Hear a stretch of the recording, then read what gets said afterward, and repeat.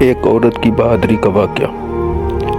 اسلامی تاریخ میں جن نامور اور بہادر خواتین کا تذکرہ آیا ہے ان میں زرقہ بنت عدی بن غالب قیس ہمدانیہ کا ذکر بھی ہے۔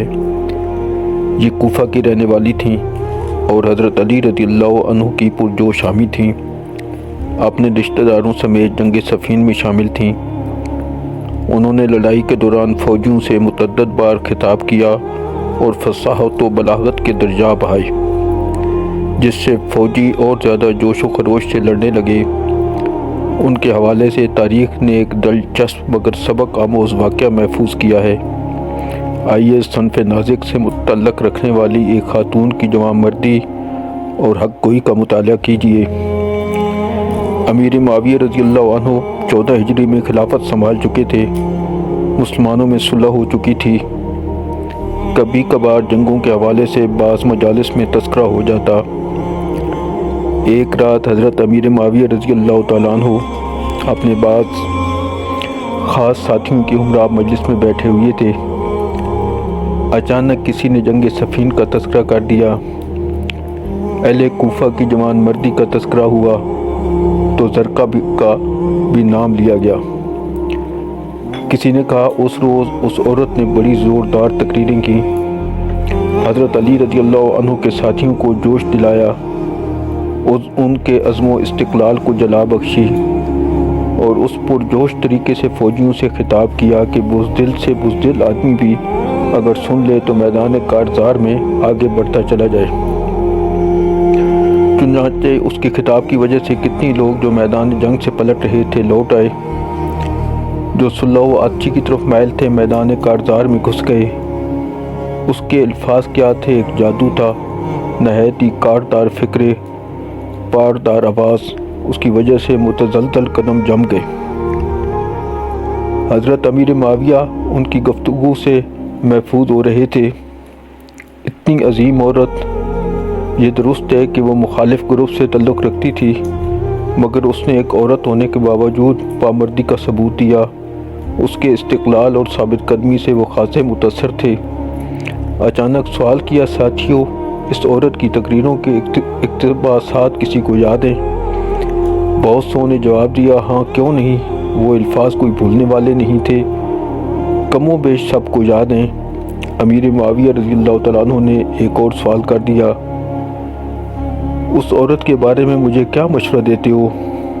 بہت سو نے اس عورت کے قتل کا مشورہ دیا، مگر امیر معاویہ رضی اللہ تعالیٰ عنہ نے، جو عرب کے نہایت ذہین و فتین آدمی تھے، یوں گویہ ہوئے، جو کچھ تم لوگوں نے کہا ہے تمہارا یہ مشورہ اور قول بہت ہی برا اور نامناسب ہے۔ کیا یہ اچھا ہوگا کہ میرے متعلق مشہور ہو جائے کہ میں نے زمام اقتدار ہاتھ میں آ جانے کے بعد ایک ایسی خاتون کو قتل کر دیا جس نے اپنے ساتھی حضرت علی بن ابی طالب رضی اللہ تعالیٰ عنہ کے ساتھ نہایت ہی وفاداری کا ثبوت دیا؟ اللہ کی قسم میں ہرگز ایسا نہیں کر سکتا، کیونکہ ایسی صورت میں یہ مصری خست اور کمینگی کی دلیل ہوگی۔ اس کے بعد امیر معاویہ نے حاکم کوفہ کو ایک خط لکھا جس کا مضمون تھا، زرقہ بنت عدی کو اس کے خاندان کے چند افراد اور اس کی قوم کے چند شاہ سواروں کی ہمراہی میں میری خدمت میں روانہ کریں۔ اس کے لیے نرم گدے اور آرام دہ سواری کا بندوبست کرنا نہ بھولیں۔ حاکم کوفہ نے جب زرقہ بنت عدی کو امیر معاویہ کے خط سے آگاہ کیا تو اس نے حکم کی تعمیل میں جلدی کی اور کہنے لگی کہ امیر المومنین کی اطاعت و فرما برداری واجب ہے، میں اعراض نہیں کر سکتی۔ چنانچہ امیر معاویہ رضی اللہ تعالیٰ عنہ کے حکم کے مطابق حاکم کوفہ نے زرقہ کو ان کی خدمت میں روانہ کر دیا۔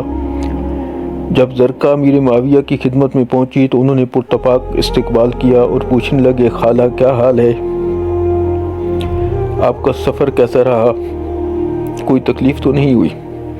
زرقہ بنت عدی نے عرض کیا، مفہوم یہ ہے کہ الحمدللہ میں خیریت سے ہوں، مجھے گھر کی مالکن کی طرح باعزت لایا گیا یا پھر گہوارے والے بچے کی طرح محفوظ طریقے سے آپ کے سامنے پیش کیا گیا۔ امیر معاویہ رضی اللہ تعالیٰ عنہ نے کہا، دراصل میں نے یہ حکم دے رکھا تھا، آپ کو معلوم ہے کہ میں نے کس کے لیے یہاں آنے کی زحمت دی؟ زرقہ بنت عدی نے کہا، بھلا جس بات کی مجھے خبر نہیں اس کے بارے میں کیا جانوں؟ غیب کا علم تو صرف اللہ ہی کو ہے۔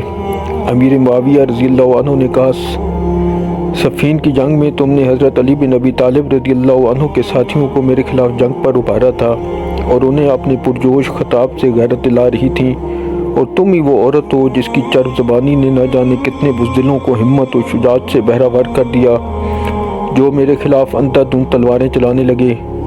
تمہیں یہ کہتے ہوئے بھی سنا گیا کہ سورج کی تابناک روشنی میں چراغ کی کوئی اہمیت نہیں اور چاند کا مقابلہ تارے نہیں کر سکتے، اس لیے اب تم مردانہ وار لڑو، صبر و استقلال کا دامن ہاتھ سے نہ چھوڑو، اس میں تمہاری سربلندی ہے، جیو تو شان سے، مرو تو شان سے، اور جان لو عورتوں کا خضاب مہندی ہے جبکہ مردوں کا خضاب خون ہے۔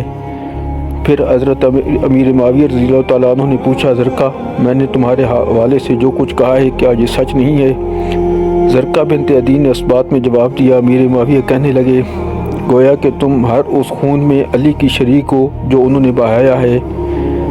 زرقہ بنت عدی نے جواب دیا، امیر المومنین اللہ تعالیٰ آپ کی بات کو شرف قبولیت سے نوازے، کیونکہ یہ میرے لیے بشارت سے کم نہیں، بلا شبہ میں حضرت علی بن ابی طالب رضی اللہ عنہ کے ساتھ تھی اور ان کی طرف سے بہائے گئے ہر ایک خون میں میری شرکت میرے لیے قابل فخر ہے۔ آپ کا شکریہ جو آپ نے مجھے اس خوشخبری سے نوازا۔ امیر معاویہ رضی اللہ عنہ نے اس عورت کی ہمت و شجاعت اور بے خوفی اور بے باکی کو دیکھ کر ہنس پڑے اور کہنے لگے اللہ کی قسم حضرت علی رضی اللہ عنہ کی موت کے بعد تم لوگ ان کے ساتھ جو بے انتہا وفاداری کا ثبوت پیش کر رہے ہو، مجھے یہ بات ان کی زندگی میں تمہاری محبت سے زیادہ تعجب خیز لگ رہی ہے۔ پھر امیر معاویہ رضی اللہ عنہ نے اس سے کہا کہ تمہاری کوئی ضرورت ہو تو پیش کرو، میں حاضر ہوں۔ زرقہ بنت عدی کہنے لگی امیر المومنین میں نے اپنے بارے میں قسم کھا رکھی ہے کہ میں نے جس شخص کے خلاف میدان جنگ میں کردار ادا کیا ہے اس کے آگے کبھی دستے سوال نہیں دراز کروں گی۔